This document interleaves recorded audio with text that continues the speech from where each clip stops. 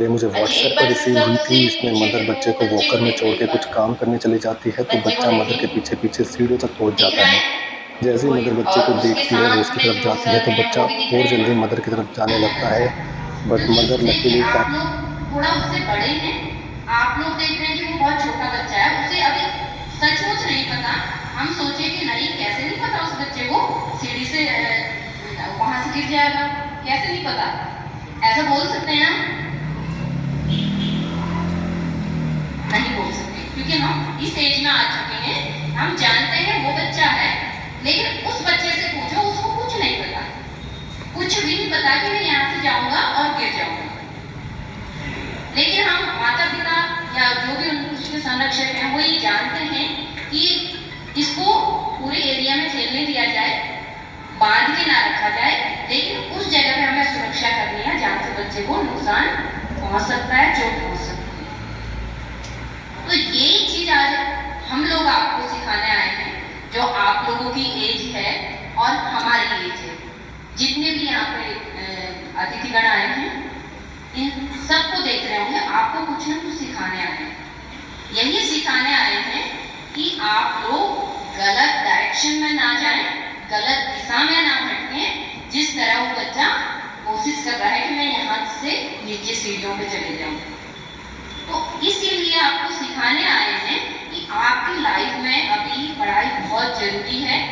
जो भी आपके अन्य दिशाएं हैं, गलत रास्ते हैं, उसमें आप लोग ना जाएं।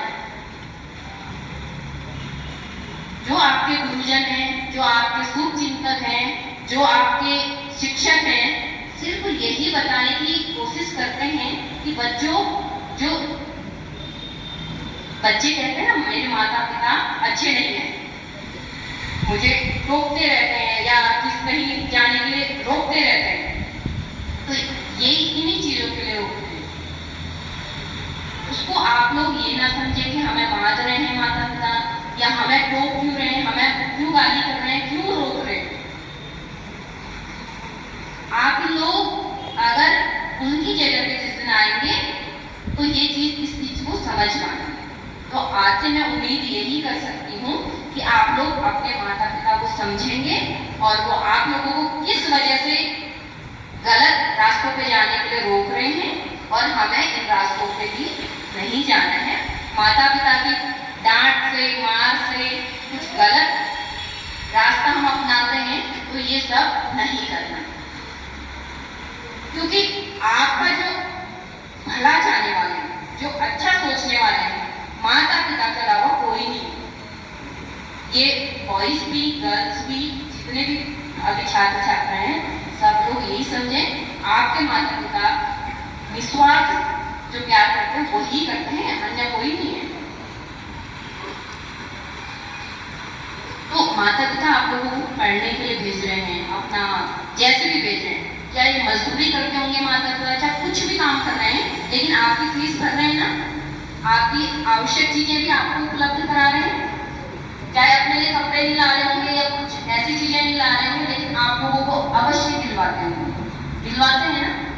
तो आप लोग लड़के आपस में क्या बातें करते हैं, अपनी इमेज के लिए, भाई ये तो नशा नहीं कर रहा, ये तो लड़की है। इस तरह का कमेंट मैंने 2-4 लड़कों से सुना था। उससे ये कहना, ठीक है, अभी तुम ये कह रहे हो कि ये लड़की है, शर्मा रहा है या नशा नहीं कर रहा है, तो अपने आप को बहुत बहादुर समझ रहा है नशा करने वाला इंसान, तो ये उसे ये समझाना, देखेंगे 4-5 साल के बाद तुम क्या बनेगा और मैं क्या बनूंगा। उसे उस टाइम कहने की कोई जरूरत नहीं है। ये मत कर देना कि अरे ये तो मुझे क्या हीन भावना का शिकार करते हैं। कुछ बच्चे, कुछ गैंग्स ऐसे होते हैं जो छोटे छोटे बच्चों को क्या करते हैं, नशे में डालने के लिए क्या करते हैं, उनको हीन भावना के शिकार बनाते हैं। अरे तू तो नशा, दारू नहीं पीता, तू तो ड्रग्स नहीं लेता, तू तो तंबाकू नहीं खाता, ये तो लड़का नहीं है। लड़के तो बहादुर होते हैं, हर चीज को ऐसे करते हैं। ऐसी बहादुरी हमें नहीं चाहिए, बिल्कुल नहीं। ऐसा मत सोचो कि अरे इसने तो ऐसा बोल दिया, बताओ, ईगो में नहीं होता, लेते हैं ना, ईगो में लेते हैं आपस में दोस्त, अरे इसने ऐसा कह दिया, मैं नहीं, मैं करके दिखाऊंगा। ऐसा नहीं करना, तू ही बन ले बहादुर, समझ रहे हो? और एक दिन ऐसा आएगा वो होगा नरक में। नरक में मतलब उसका जीवन समाप्त, पैसे से भी, शरीर से भी और सामाजिक जो इमेज होती है उससे भी। और आप अगर नशे में नहीं गए, स्वस्थ शरीर ही क्या है, काम करेगा ना, स्वस्थ मस्तिष्क और स्वस्थ शरीर होगा तभी तो एम तक पहुंचेंगे। तो आप लोग अपना लक्ष्य प्राप्त करो, अपनी नौकरी अच्छे पदों पे जाओ।